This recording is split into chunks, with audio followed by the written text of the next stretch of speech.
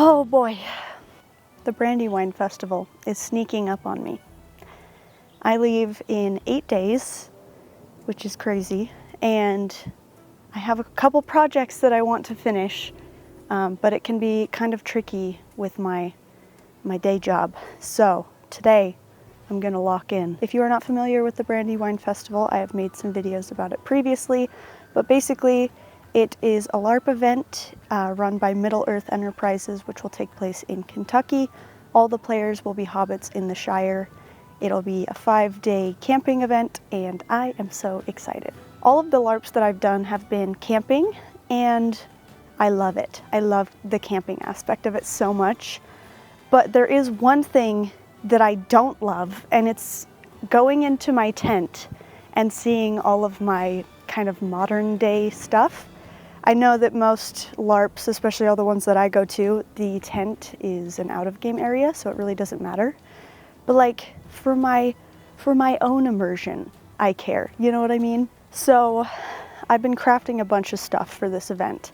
I just sewed an apron out of a pillowcase.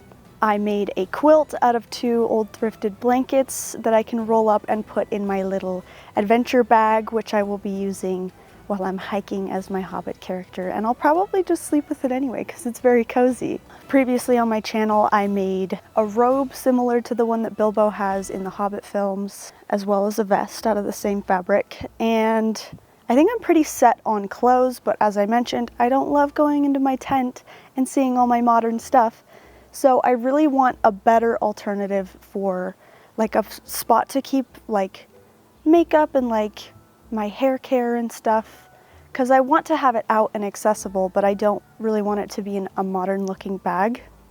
So I've had a thought. There are a few things that I have been obsessed with recently. One of which is patchwork stuff. I have thrifted some patchwork fabric that I really want to use, and I think that that suits the Hobbit aesthetic really well. You know I love making pouches and bags and stuff, so we're gonna do that. And I'm not very good at it, but I've recently tried embroidery, which I think is really fun, so I might see if I can incorporate that into this project a little bit. So my plan today is to make like a little bag that fits the vibe of a Hobbit and won't break my immersion when I go into my tent. I've mentioned a couple times before on my channel this year that one of my main goals is to improve at sewing. I took sewing classes when I was a kid, but I'm really new to using patterns and stuff. I feel like I understand the construction of things in my mind, but then when it comes to patterns and like actual terminology, it's a little overwhelming for me. For those of you also interested in improving your sewing skills or just any crafting skills, check out Craftsy, which is the sponsor of today's video. I took their class Scrappy Market Tote with Christina Camelli, where she shows you how to turn leftover fabric scraps into the cutest patchwork tote bag. It's such a fun way to use up extra fabric, and I learned a lot of new piecing techniques along the way. Another class I started was Make a Memory Bear from a Quilt by Mary Beth Temple, and honestly, I might just try that. Craftsy is an online resource for all things creative with over 2,000 classes in sewing, quilting, crochet, knitting, painting, baking, photography, woodworking, and more. Each class is taught by friendly, award-winning instructors who make learning simple and inspiring. And right now, the first 1,000 of you who click the link below in the description can join Craftsy with a full year of premium membership for just $1.49.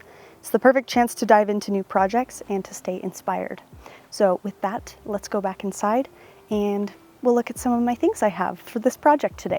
One of the main reasons I've been drawn to patchwork stuff recently is that I just have a lot of scrap fabric that I need to do something with. I started with this little strip of just random fabrics just to see if I would enjoy doing something like this, and I really did. I also have this really adorable fabric that was gifted to me by a subscriber named Jennifer, who sent it to my P.O. box. This is so cute, and I kind of want to plan something special for it, so I don't know if I'll use this today. I also thrifted this little patchwork piece that I'm not sure what it was for. It's pretty small, but it's definitely handmade. I think this would make something really cute and Hobbit inspired. And the rest of this fabric that I used to make the little quilt that attached to my backpack. I think this must have been for like a dorm room or something, because it says Linda Dixon and it has a number on it. So I probably won't end up using these 2 patches, but I think it's very cute. And then I just have my embroidery hoop and a needle in case I want to add some little details. So I don't have like a solid plan in mind right now. I think I need to go check and see if I have any zippers and things like that, so I can figure out how I'm going to construct this bag. So I thrifted this box that is filled with someone's old sewing stuff. And I just remembered that there was some zippers in here, so I went and grabbed it. And I have a lot of options for zippers, as you can see, which is great news. But there's also a lot of other cute stuff in here, like some vintage lace ribbon, some very old seam binding, which is adorable. And there's even some Velcro in here, which is great because I think I just ran out of Velcro. I'm gonna do some scheming and see what I can cook up in the old brain. I decided to go simple with this because of the time limit, so I'm using a fabric piece that's 10 inches by 18 inches as a lining, and I'm cutting part of that quilt to match it.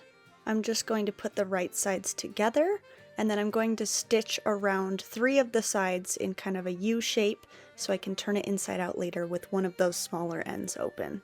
This is definitely not the best way to make one of these bags, but I did not want to print out a pattern, and as I mentioned, I'm on a bit of a time crunch here, so this is going to work just fine for me.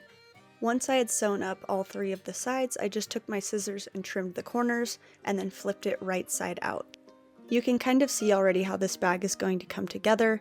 The lining will be facing itself like this, and then the zipper will just go right on the top here. So the next thing I need to do is take it to my iron and just flatten it out a little bit. And I'm also going to turn that open seam inside itself so that I can stitch it down when I attach the zipper here.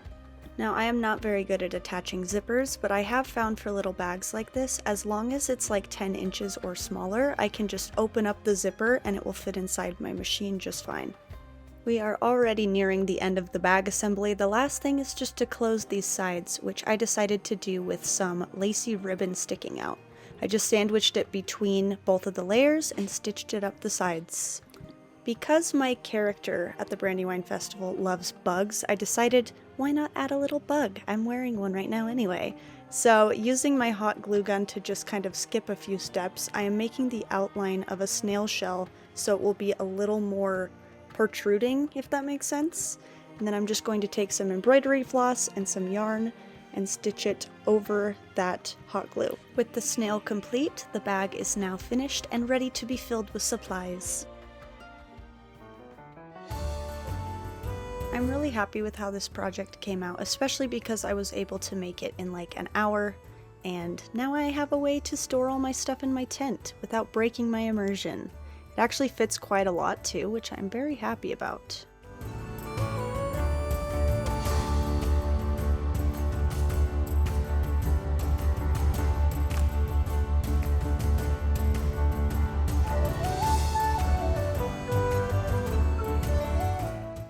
Huge thank you as always to my Patreon members. You guys make it possible for me to make videos like this and take you along on my silly LARP journeys. As I'm leaving for the Brandywine Festival so soon, I unfortunately won't have my Beakaline video up until after, but you guys are gonna be spoiled with not only 1, but 3 LARPs this year. So goodbye from me and my little caterpillar. Check out Craftsy in the description, and thank you so much for watching.